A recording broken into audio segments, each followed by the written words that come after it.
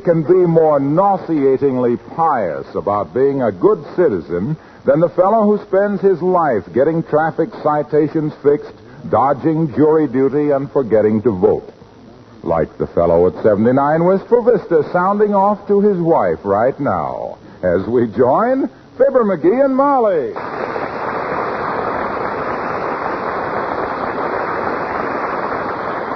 And as I have always said, my dear, any chap who refuses to do jury duty is simply not a good citizen. That isn't what I remember you're always saying. It ain't? No. As nearly as I can remember, you've always said that any peasant who got stuck for jury duty was a lint head. And a yokel with no connections. Oh? And that if you ever got a jury summons, you had more ways of getting out of it than a bookworm in a loose-leaf diary. I said that? You said that. I certainly must have been joking. Oh, I can understand why a citizen like me hesitates to take his valuable time for cases of no consequence. No sensible judge is going to waste a guy like me time. Waste a guy like me's time. Waste a guy's like me. What I mean is, I am always ready to serve my community as a juror when a case comes up worthy of my best judgment. I see by tonight's Gazette that the bus company is suing the city of Wistful Vista for $500,000 damages. I read that too, dearie. The bus company says their equipment is being ruined by the bad paving. Right. And I believe it. I got on a bus last week, and when I handed the conductor my fare, he gave me a crash helmet and 4 Band-Aids. Yeah. There's a chuck hole full of water on 14th Street that's getting so big the city don't know whether to fill it in or stock it with big mouth bass.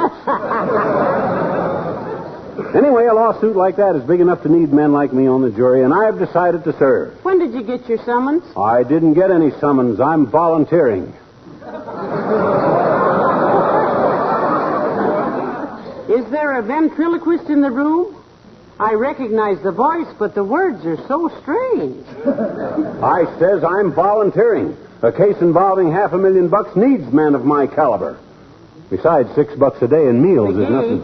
Huh? You remember the last time you volunteered for something? When was that? The time the magician at the Bijou asked for a volunteer and you stepped on the stage, tripped over the footlights, and fell into the bass drum? I'll say I remember it. The orchestra was sleeping through the magician's act, and when I hit the drum, they thought it was a downbeat and started the overture again.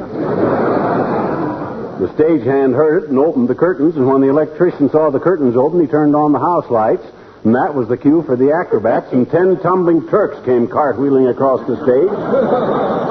Rabbits and pigeons and ducks flew in all directions, and the magician sat right down in the middle of the stage and cried like a baby. Of the stage and cried like a baby. And you said you'd never volunteer for anything again. Well, this is different, kiddo. This is a big case. In a case like this, they need 12 good men and true with judgment and discretion. Men of honor and distinction. Not men of distinction. Huh? A hung jury is bad enough, but a hungover jury would be just... Come in. Hello there, Mr. Oldtimer. Hello there, kids.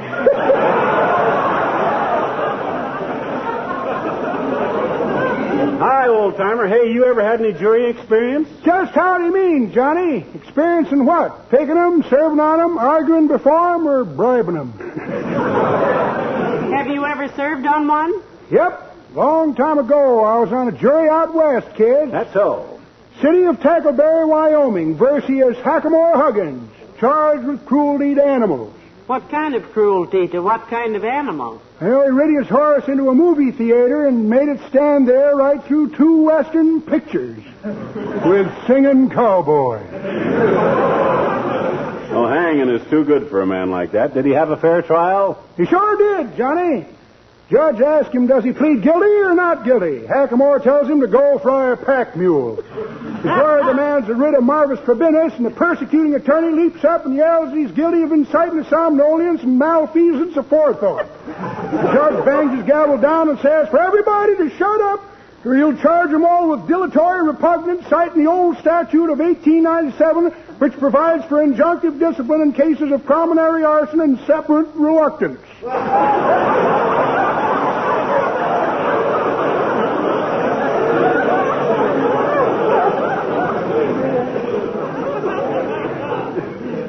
sounds like quite a case. What was the verdict? Well, daughter, in the confusion, the court clerk got the papers all mixed up. Oh. Judge was convicted of bootlegging. The persecuting attorney got 40 years in the pokey for uttering. And the prisoner was awarded $12 a month alimony in custody of the bailiff.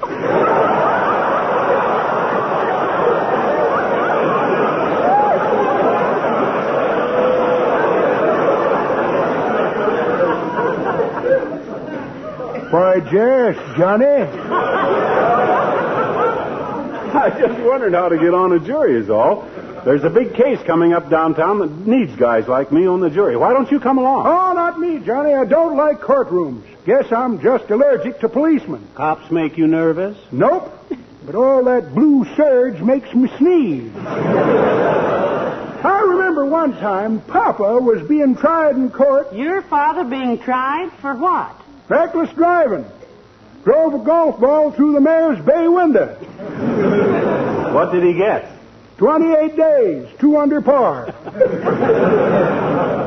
I think legal work is so fascinating. My Uncle Dennis studied law, you know, but he just couldn't make the grade. Well, it's a pretty tough course, daughter. He didn't mind the course, but every time he tried to pass the bar, he got hit with a swinging door. That's pretty good, Johnny, but that ain't the way I heard it. No, the way I heard it. One feller says to t'other feller, he says, was the Democratic Party amused when they heard Henry Wallace was going to start a third party? Amused, says t'other feller. Shucks, they thought they'd split.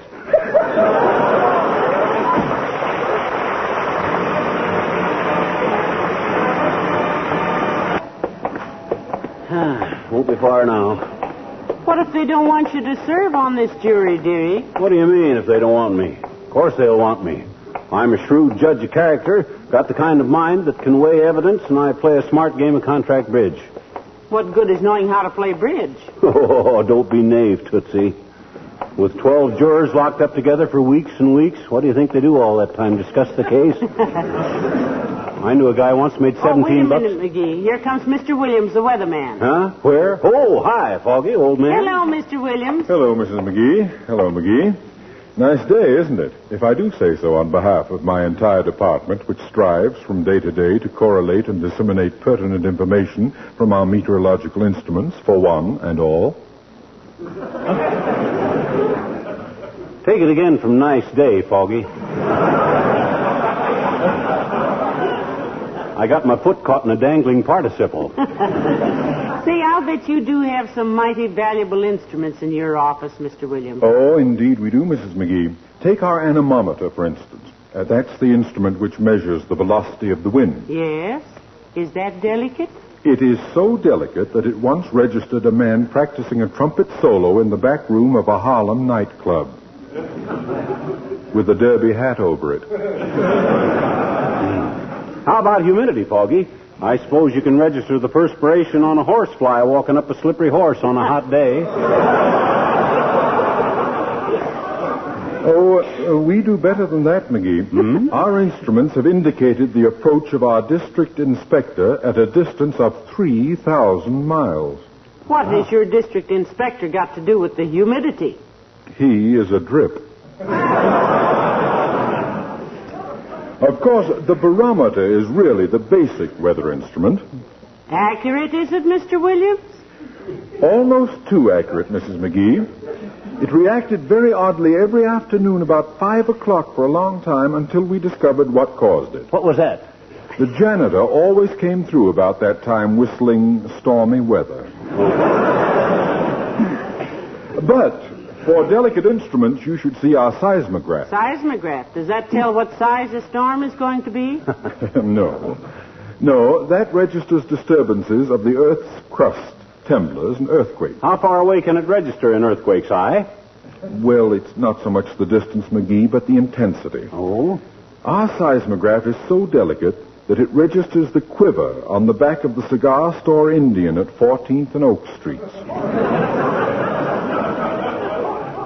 Come over and see it sometime. The quiver? The quiver. Good day. Probably.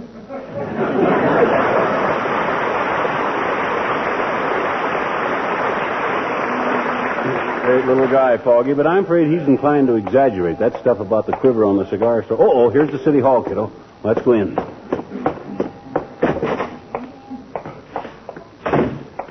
I don't like public buildings. They always look like somebody had just moved out, leaving a lot of stuff they didn't want. Well, they got to have plenty of room for the red tape, Snooky.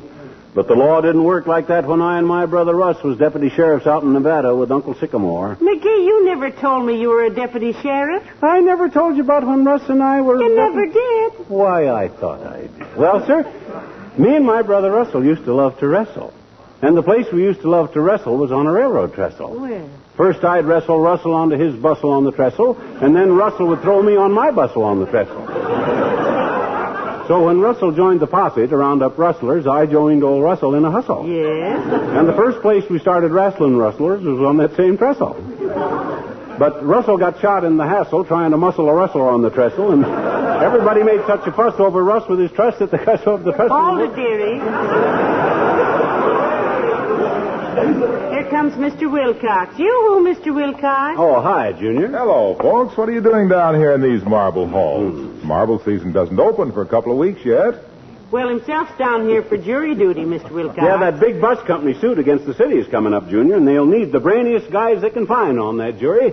So... Oh, don't feel self-conscious, pal. You go right ahead. They won't all be smarter than you are. No, Mr. Wilcox. He means that... Skip it. He wouldn't understand. You ever been on a jury yourself, Junior? Once, pal, years ago, and I've never forgotten it. Oh? Fellow had been arrested for manslaughter. But when I sat in that jury box and looked around, I could see right away it was murder. No kidding. Murder, eh? Absolutely murder, the way the fine woodwork in that jury box had been neglected and allowed to become scratched and marred, when Johnson's wax would have protected and preserved and beautified it. Goodness sakes, murder. So I stood up. Your Honor, I said, may I ask a question? You may, he said. So I said, Your Honor, do you realize that a liberal coat of Johnson's wax on the fine woodwork in here will give it a luster and a beauty that will add good taste and dignity to your court? Oh, malfeasance.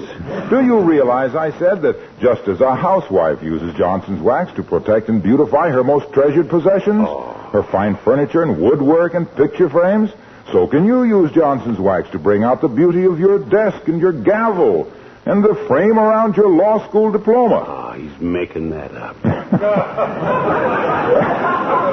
Well, there was a babble of voices, and the judge pounded his gavel on the desk. Lucky it wasn't on your head, Omaha. Order, he shouted, order. I'll be glad to take your order, Your Honor, I replied graciously, taking out a pencil and a book of blanks, and I started to write up... No. Look, Waxy. Yes, pal? Get to the point, will you? You were trying a case when this started. How'd it come out? Wonderful, pal. When the judge saw how Johnson's wax worked on the woodwork, he was so happy he dismissed the case. So long, folks. So long, Io.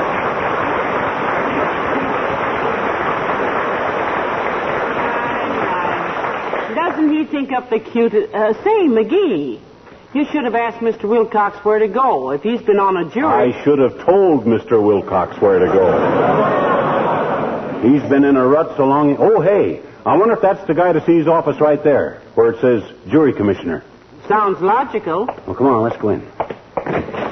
Boy, these jury pickers will be so glad to have a man of my caliber in the box. Oh, you in charge here, sis? Yes. Sit down there at the desk, please, and fill out a blank. Well, now, look, sis, I came down here... Just write out the reasons why you can't serve on the jury. Mr. O'Halloran will see you and give you an argument in a moment. But you see, Miss, he came down here... I am not allowed to discuss the matter orally, madam. I told him to put his reasons for asking to be excused in writing. That ratted, sis, I don't want to be excused. I came down here... All right, Miss Bagel. Who's next? I'm next, Bud. I'm Fibber McGee, and this is my wife, Mrs. McGee. How do you do? I'm Mr. O'Halloran. How do you do, I'm sure. All right, McGee. Why can't you serve on the jury? Business matters are no excuse, you know. If you're sound of wind and limb, have a third-grade education, you can sign your name until you have to serve, unless you've got connections down here, of course. Dad, ratted, I'm trying to serve. I come down here to volunteer. I want to serve on the jury. Who sent you down here, McGee? That those punks on the south side are trying to discredit the administration again? Oh, no, Mr. O'Halloran. Nobody sent him. He hasn't even got a jury summons. That's why he... What? You mean to tell me we haven't even called you? No, I just happen to be a civic-minded guy, and I came down... This is an outrage, McGee. Absolutely out of order. I wouldn't touch this thing with a 10-foot pole. We never let anybody off who hasn't been called. Yeah, but I mean, I don't... No rules for this sort of thing at all. Never heard of such a thing. Sorry. Miss Bagel, I'm going into my office and lie down a while. Confusing having a man come in here and try to tell me what's wrong. Yeah, but hey, wait a minute, Bud. Come back here. He can't... Please, Mr. McGee. Mr. O'Halloran's decision is final. He's lying down. Good day. Oh, yeah. Well, I'm not lying down on this thing. By George. Come on, Molly. Let's get out of here. My. What a rude man. And him the jury commissioner. I wouldn't pay him a commission to get me on a jury to try a robin for stealing worms. Huh. What do we do now? Don't worry. This thing's got me up my back up now. I'll drag this thing right through the Supreme Court. That's what I'll drag this thing right through the soup. I'll try every door in this building till I find somebody that'll... Hey, what's it say on that door? Women. Oh.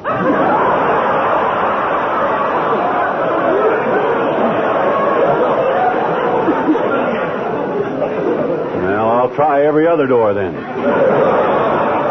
I'm going to take this thing right to the... Oh, look who's coming. Who? Doc Gamble. Hi, Doc. Hello, Petty Cash. Hello, Molly. Hello, Dr. Gamble. Nice to see you. What brings you down here, Satchel Tummy? Your medical license been revoked again? Not this time, my boy. Although they warned me that I'm violating my sacred duty to humanity by continuing to keep you alive.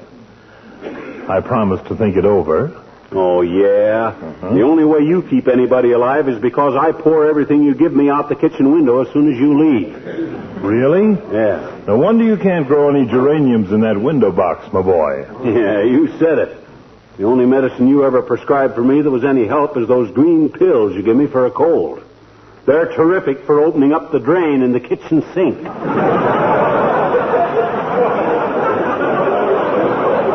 Now, McGee, stop it. Well, he makes me tired. Let him alone, my dear. This is very informative. I've wondered for years what those green pills were good for. Incidentally, what brings you down here? Get another traffic ticket? Bumper, bumper? No, I didn't get another traffic ticket, bumper, bumper. And look who's making snide remarks. The way you weave through traffic, Leadfoot, looks like you were driving a sewing machine. Oh, McGee, now stop it. Just stop it this minute. Well, I can't stand the way He's been mistreated, Doctor. Is that possible? He came down here full of enthusiasm to volunteer for jury duty just to help out, and all he's gotten is insulted. They've given him a bad time, Doctor. I say they're giving me a bad time. My gosh, all I'm trying to do is be a good citizen for $6 a day and transportation. And to make a good citizen out of you, that's cheap enough. You betcha. By George, I come down here to be on a jury, and by George, I'm going to be on a jury. By George, if I have to stand the whole fiduciary system on its ears. A very worthy project, my boy. Well, why do these guys have to look at me like I was a crook? Try to be a good citizen, and everybody thinks you got an angle. I know how you feel. It's ridiculous. Well, of course it is. He's trying his best to help. Well, look, McGee, why don't you drop down and see the DA? He's a friend of mine. Oh, Mr. D.A., I've heard of him. Yeah, what time does he go on? 9:30 Eastern Standard... Oh, no! Our district attorney, right down the hall here. Oh. Tell him I sent you, and just explain the whole thing to him, like you did to me. Swell, Doc. Tell him you have no angle. You just want to be a good citizen. That's right. Well, swell, Doc. Thanks a lot. I'll go see him. And McGee. Yeah? Before you go, just between us, old boy. Yes, pal? What is your angle? I haven't got it. Hey, what are you talking? I haven't got it.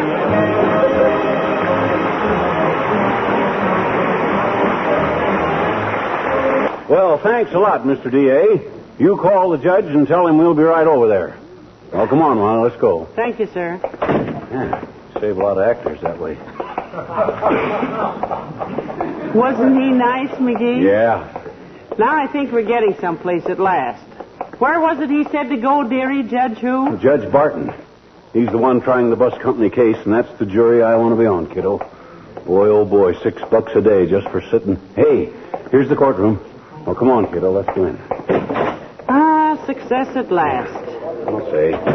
Boy, what this town needs is more jurymen like me. When I get up there on Watch it, dearie. There's the judge. Oh, yeah. Oh, come right down here, please. Are you Mr. McGee? That's right, Bud, Your Honor. And this is my wife, Mrs. McGee. How do you do, I'm sure. Mrs. McGee, the district attorney just called me about you, Mr. McGee, and I want to congratulate you. Yours is a splendid attitude. Oh, shucks, it's nothing that any red-blooded American boy wouldn't have done, Judge, if he was the type guy I am.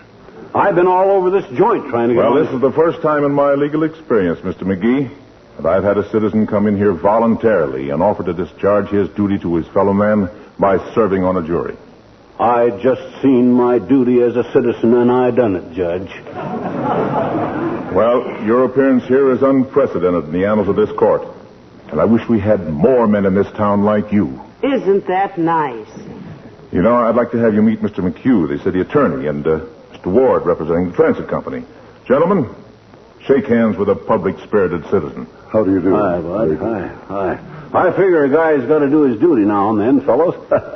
Just because a juror gets $6 a day don't mean a thing to me. I figure it's my duty on a big case like this. If you don't mind, Mr. McGee, we'll examine you now. Huh? Oh, sure. Go right ahead and examine me, Bud. Want me to take off my shirt? I had the measles when I was 6, and I broke my leg. No, McGee, no. Huh? The attorneys just want to ask you a few questions, Mr. McGee. Oh. They'll want to know a few things about you. Oh, well, go right ahead, fellas. I got nothing to hide. Now, I believe we have your name and address here. You were born... In a little white house on the top of Kickapoo Hill in Peoria, Bud, in the year... Never mind the details of your birth, Mr. McGee. You may assume he is a citizen, Mr. McHugh. All right.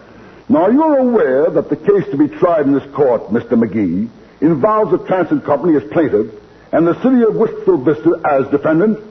So help me.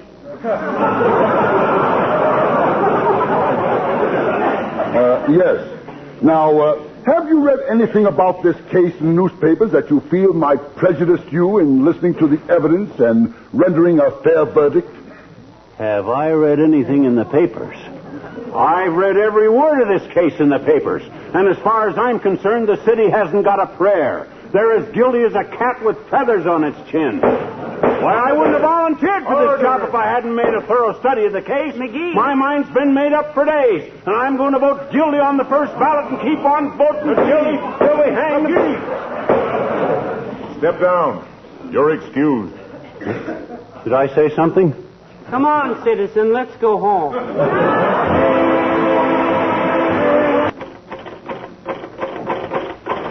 I'll bet I know what you're doing, McGee. Huh?